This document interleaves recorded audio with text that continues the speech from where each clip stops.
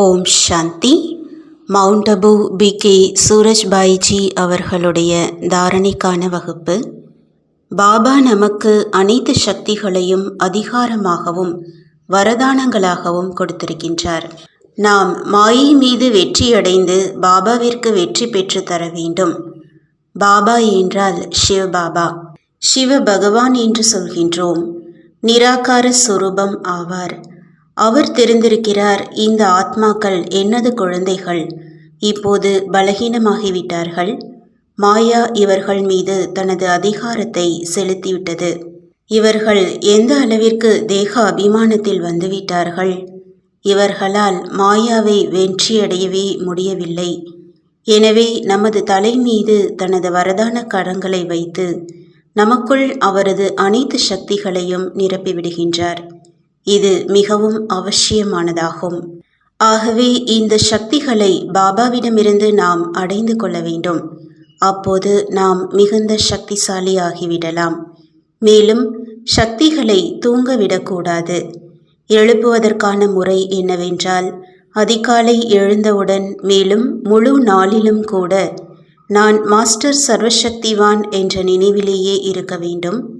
அப்போது அந்த சக்திகள் விழிப்புணர்வுடன் இருக்கும். மேலும் சகித்து கொள்ளும் சக்தி மற்றும் எதிர்கொள்ளும் சக்தி, இந்த இரண்டு சக்திகளும் மிகவும் அவசியமாகும். அவை நடைமுறையில் நமக்கு காரியத்தில் வருகின்றன.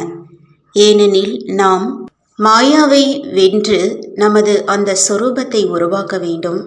சாஸ்திரங்கள் மற்றும் பாகவதத்திலும் கூட அப்படி காண்பிக்கப்பட்டிருக்கிறது. அது என்னவென்றால் விஷ்ணுவுடைய சொரூபம். அதாவது பாம்புகளை தனது படுக்கையாக்கி அதில் மிகவும் ஓய்வோடு அமர்ந்திருக்கிறார்.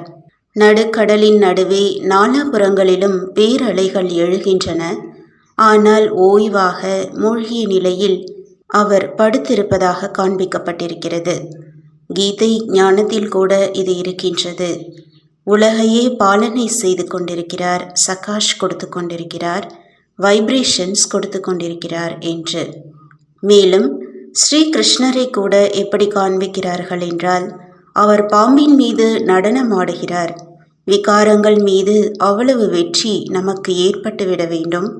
அப்போது நாம் மகிழ்ச்சியில் நடனமாட ஆரம்பித்து விடுவோம். ஏனெனில் இந்த நடனம், மகிழ்ச்சி இவை அவ்வப்போது மறைந்து போய்விடுகின்றது. ஏதாவது ஒரு விகாரம் நமக்குள் வந்துவிட்டது என்று அர்த்தமாகிறது. மேலும் மூன்றாவதாக மகாதேவர் சங்கரை காண்பிக்கிறார்கள். அவர் சதா தபஸ்யாவில் மூழ்கியிருக்கின்றார். மேலும் பாம்பு அவரது கழுத்து மாலையாகிவிட்டது. பாம்பு என்றால் அனைத்து விகாரங்களும் கழுத்து மாலையாக ஆகிவிட்டது என்றால் பகவான் கூறியிருக்கின்றார், நீங்கள் வெற்றி மாலையின் சமீபமான நட்சத்திரமாக ஆகிவிடுவீர்கள். அதாவது நாம் 8 ரத்தினங்களில் முதல் 25 ரத்தினங்களில் வந்துவிடலாம். அதற்கு மாயை மீது வெற்றியடைய வேண்டும். யோகியாகவும் ஆக வேண்டும். மாயாவை வெற்றியடையாமல் யோகியாக முடியாது. மேலும் மாயாவை வெற்றி கொள்வது என்பது, இதில் அநேக விஷயங்கள் வந்துவிடுகின்றன.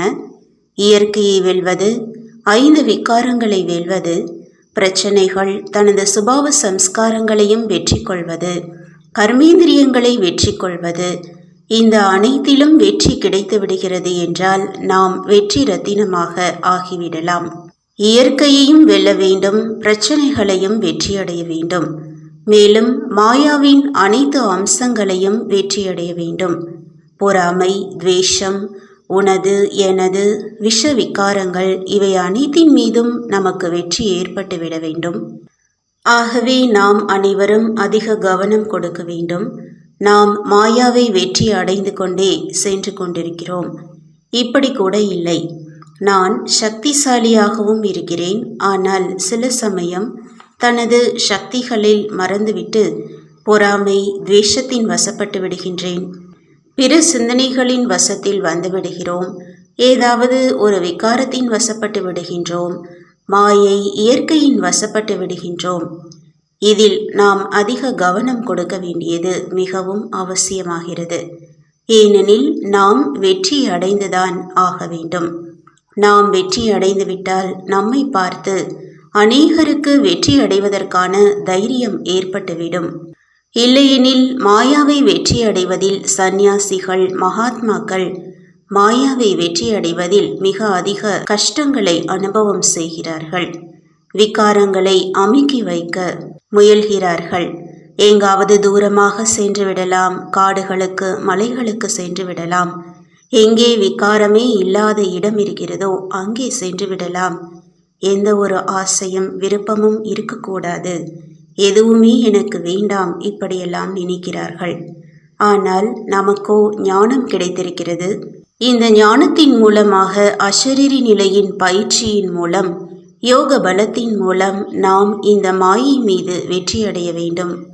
வாருங்கள், நாம் மாயா மீது வெற்றி அடைந்து குஷியில் நிரந்தரமாக நடனமாடுவோம்.